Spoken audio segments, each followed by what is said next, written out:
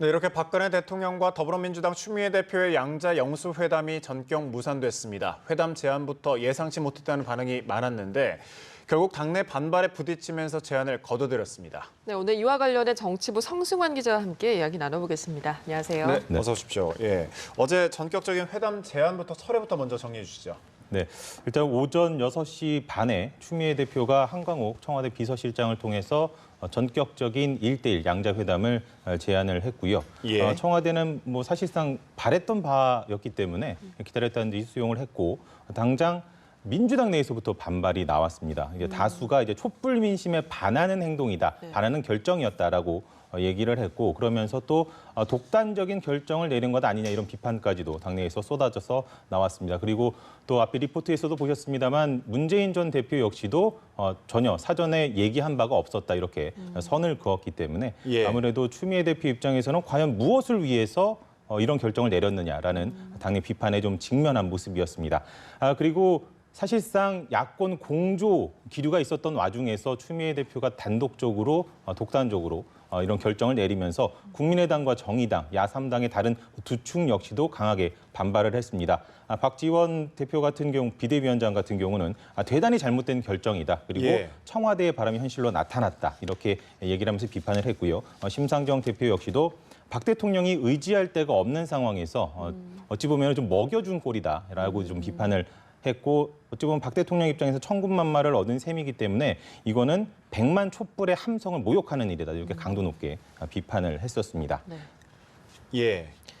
네, 이렇게 아까 말씀하신 것처럼 정말 이쯤 되면 무엇을 위해서 단독 영수회담을 제안했는지 좀 의문인데 당 안팎의 반발을 예상하지 못한 건 아닐 것 같은데요. 네, 그렇습니다.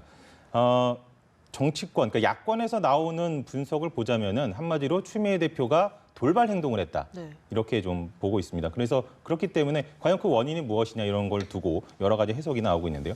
일단은 첫 번째로 지금 최순실 게이트 이 사태를 토대로 해서 굉장히 지금 국정 공백이 장기화되고 있는 상황이기 때문에 예. 이런 점에서 제1야당의 수장으로서 무언가를 좀 해야 되지 않느냐 이런 심리적 부담감을 상당히 많이 느꼈을 수 있다. 이런 해석이 먼저 좀 나오고 있습니다.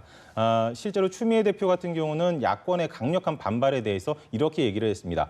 온 국민이 나라 걱정을 하는데 제1야당 대표로서 가만히 있으면 되겠느냐 이렇게 목소리를 높이기도 했고요. 또 다른 하나의 해석으로는 또 촛불 민심을 반영했다라는 예. 분석도 나오고 있습니다. 민주당 당론이 그러니까 국회에서 추천하는 총리로 대통령이 정권을 이양을 하고 대통령은 이선으로 후퇴를 해라라는 야권 중에서는 가장 좀 온건적인 그런 당론이었는데 이것에 대해서 민주당이 어찌 보면 제1야당으로서 촛불 민심, 대통령이 즉각 물러나야 한다라는 촛불 민심을 대변하지 못했다. 예. 이런 좀 촛불 민심에서 비판도 있었고 결국에는 대통령과 새누리당의 실책에 따른 좀 반사 이익을 누리기만 하는 것 아니냐 이런 촛불 민심이 있었다라고 좀 판단을 했다라는 이야기가 있고요. 예. 그러면서 촛불 민심이 좌우하고 있다라고 볼 수 있는 현 정국에서 제1야당 대표로서 어찌 보면 주도권을 좀 쥐고 가겠다 이런 판단을 했다라는 분석도 나옵니다. 그리고 또 이전에도 추미애 대표 별명이 추다르크라고 부르는데 예. 한마디로 좀 거침없이 좀 밀어붙이는 경향들이 있었습니다. 2009년이 가장 대표적인 예인데 국회 환경노동위원장 시절입니다. 이때 야당 의원들을 전부 다 회의장에서 나가게 시키고 또 노동관계법 개정안을 강행 처리를 했던 것이 참 대표적인데 네. 이런 부분도 있었고 또 지난 9월에 당 대표에 당선된 직후에 전두환 전 대통령을 예방하겠다 이렇게 얘기를 했는데 결국에는 당내 설득에 실패를 했습니다. 그러면서 최고위원들의 반발에 부딪혀서 그 카드를 거두어들인 적이 있는데 이것이 결국에는 2달 만에 다시 한번 재연됐다. 이런 비판의 목소리가 나오고 있습니다. 예, 결국에 이번에 보면 추 대표 입장에서 보면 협의도 없었고 또 야심차게 꺼내던 이 영수회담 카드도 무산이 된 상황 아닙니까? 아무래도 제1야당 대표로서 입지에 좀 타격이 있지 않을까 싶어요. 그렇습니다. 예. 이렇게 좀 볼 수 있을 것 같습니다. 제1야당 대표가 스스로 자신의 리더십에 상처를 냈다. 예. 이렇게 좀 평가를 할 수 있을 것 같은데요. 일단은 뭐 야권의 유력 대권 주자인 문재인 전 대표가 완강하게 좀 부인을 한 상황이고 그러다 보니까 오히려 정당성도 떨어지고 예. 그리고 또 국민의당 정의당으로부터는 이게 야권 공조를 깼다라는 비판에도 직면을 하게 됐고 당 내에서도 100만 촛불 집회로 대통령의 하야라는 요구가 사실상 임계치에 이르렀는데 이것을 대변하지는 못할 망정 거기에 반하는 행동을 했다라는 비난. 그러니까 결국에는 당내 안팎으로 모두 다 지금 사면 초과의 위기에 그런 식으로 몰렸던 상황이었기 때문에 예. 이런 부분에서는 추미애 대표의 입지에 타격이 있을 것이라고 좀 예상을 할 수가 있을 수 있을 것 같고요. 앞에도 말씀드렸습니다만 전두환 전 대통령 예방 때도 역시나 무산이 된 바가 있기 때문에 아무래도 이런 것들이 계속 반복되는 모습들이 타격이 될 수 있을 것 같고요.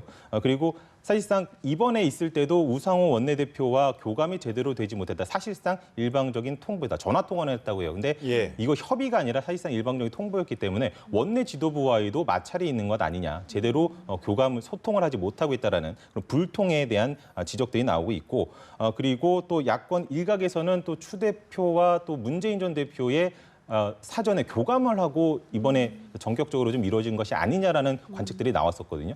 그런 면에서는 이게 무산된다는 점에서 문재인 전 대표가 지금은 부인하고 있습니다만 문 전 대표의 대권 주자로서의 입지에도 영향을 미칠 수 있다는 관측도 조심스럽게 나오고 있습니다. 예. 네, 여러 가지 반응이 나오고 있는데 청와대 반응은 어떻습니까?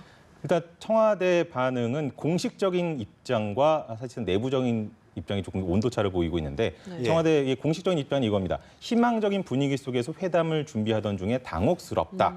형식과 상관없이 언제든지 다시 열리기를 기대한다. 이런 공식 반응을 냈는데 사실상 표현이 굉장히 절제돼 있다고 좀 볼 수가 있을 것 같습니다. 왜냐하면 전국 수습을 위해서는 어찌됐든 야당과의 영수회담이 청와대 입장이 무엇보다 간절한 상황이기 때문에 아무래도 네. 좀 절제적 표현을 했고 최대한 야당을 장악하지 않으면서도 회담 성사를 위한 대화의 끈을 계속해서 이어가겠다. 그러니까 야3당과 같이 하는 것도 결국에는 지금 벌써부터 포기할 수는 없다. 이런 예. 판단이 들어간 것으로 보이는데요.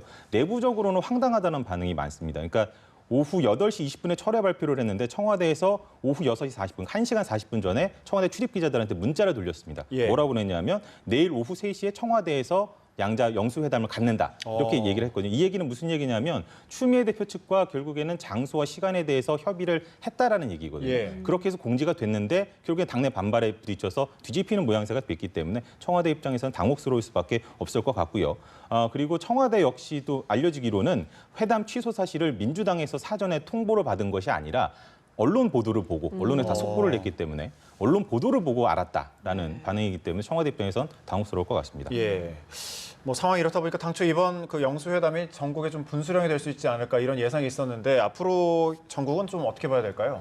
사실상 예. 박근혜 대통령 같은 경우에 이제 100만 촛불 민심이 결국에는 당장 퇴진하라 이런 여론에 직면을 했고 예. 이런 상황에서 제1야당 대표와의 첫 대자라는 점에서 이번 회동이 결국에는 이번 전국을 좀 풀어갈 수 있는 꼬인 전국을 풀어갈 수 있는 분수령이 될 수 있을 것이다라고 예. 좀 판단을 했었는데 결국엔 무산이 되면서 여기엔 퇴로 없는 혼돈 양상이 좀 빠질 수 있지 않겠느냐 이런 관측들이 좀 나오고 있습니다.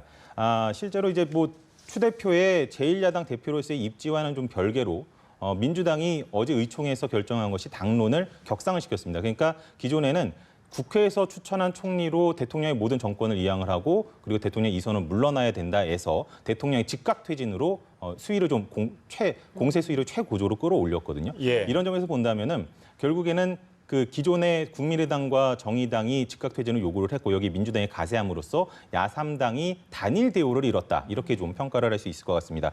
이런 점에서 본다고 그런 같은 궤에서 본다면은 국민의당과 정의당에서 곧바로 추미애 대표의 회담 철회를 환영하면서 야권 공조가 강화됐다. 앞으로 퇴진을 보다 강력하게 밀고 나가겠다라고 입장을 밝힌 것과 궤를 같이 한다라고 좀 볼 수가 있을 것 같습니다.